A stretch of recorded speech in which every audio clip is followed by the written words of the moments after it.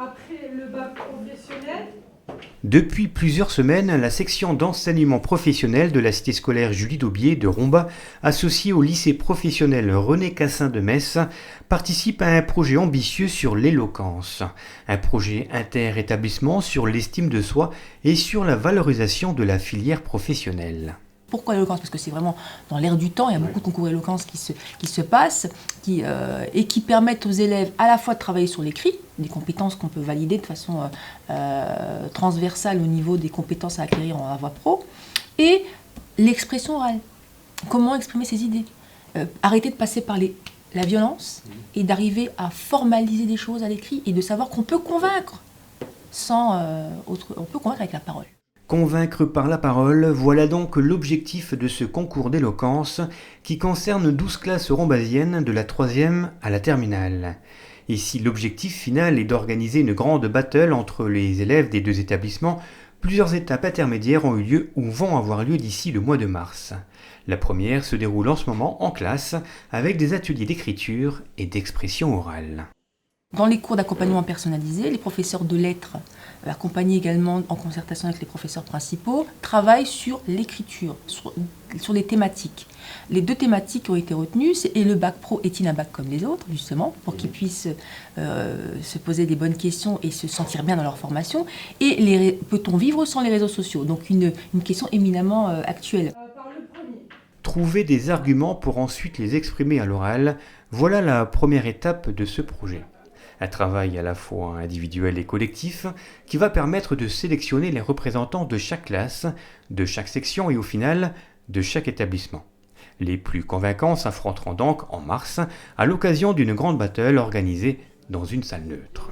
C'est que moi par exemple, je n'aime pas sortir dehors et les réseaux sociaux servent. Autre étape de ce projet, l'intervention de comédiens, metteurs en scène, humoristes, avocats ou professeurs. Direction la salle de conférence avec l'intervention ce jour-là du doyen de la fac de droit de Nancy, Fabrice Kartner. Est-ce que vous pouvez vous passer des réseaux sociaux? Vous intervenez aujourd'hui à la cité scolaire Julie Daubié dans le cadre d'un projet éloquence. Pourquoi avez-vous accepté ces deux conférences ce matin ? Je les ai acceptés parce que je trouve le projet formidable. Je dis que des enseignants qui ont le courage de lancer des élèves dans un concours d'éloquence sont rares. Ce sont des enseignants qui ont conscience de l'importance de l'oral, de l'importance pour un élève de se dépasser, de se mettre en avant, de se valoriser. Et c'est un très très bel outil d'ouverture d'esprit que je voulais saluer. Doyen, professeur de droit mais aussi avocat, Fabrice Kartner voit dans ce projet une véritable chance pour ses élèves. Car pour lui, qu'ils soient en filière générale, technologique ou professionnelle comme ici, l'éloquence a toute sa place. L'art de s'exprimer, l'art oratoire, c'est dans toutes les filières. N'importe quel métier est mieux exercé par quelqu'un qui s'exprime correctement, ne serait-ce que pour avoir un entretien d'embauche ou un stage, et quelle que soit la filière. Et ce n'est pas parce que les élèves d'un bac professionnel n'ont pas nécessairement vocation à devenir des juristes qu'il faut considérer qu'ils n'ont pas la possibilité de profiter d'un enseignement en matière de technique oratoire et d'expression. Dans ce bac dont beaucoup de gens ne disent pas du bien et qui a beaucoup de qualités par ailleurs, vous allez le défendre, vous allez le porter, vous allez montrer que vous êtes quelqu'un collectivement et individuellement et que vous arrivez. Et on a de bons bacs pro qui font des études supérieures et qui ont des carrières formidables, quoi. Véritablement, c'est ça, c'est montrer par ce projet qu'on peut faire des projets comme tout le monde, quoi, finalement. Vous n'allez pas vous planter et commencer à dire « je textote toute la journée en envoyant des SMS ». Ça, c'est pas des réseaux sociaux.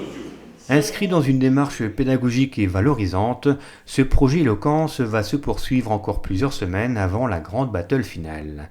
De quoi inciter les plus réticents à prendre la parole et les plus téméraires à se perfectionner encore et encore. Et tout cela en accumulant de l'expérience et surtout en s'appuyant sur les conseils des différents intervenants. D'abord, je leur donne le conseil de travailler en équipe, de savoir s'écouter les uns les autres, de se taire quand quelqu'un prend la parole, de ne prendre la parole soi-même que quand c'est son tour, de structurer le dialogue, parce que cette qualité d'écoute, elle prépare ensuite à la qualité de prise de parole. Donc un concours d'éloquence consiste à capter l'attention du jury et à garder l'attention du jury. Il n'y a que le jury. Le public peut se marrer, vous trouvez génial, applaudir à tout casser, avoir des réactions, ça n'a pas d'importance. Celui que vous devez convaincre, c'est le membre du jury.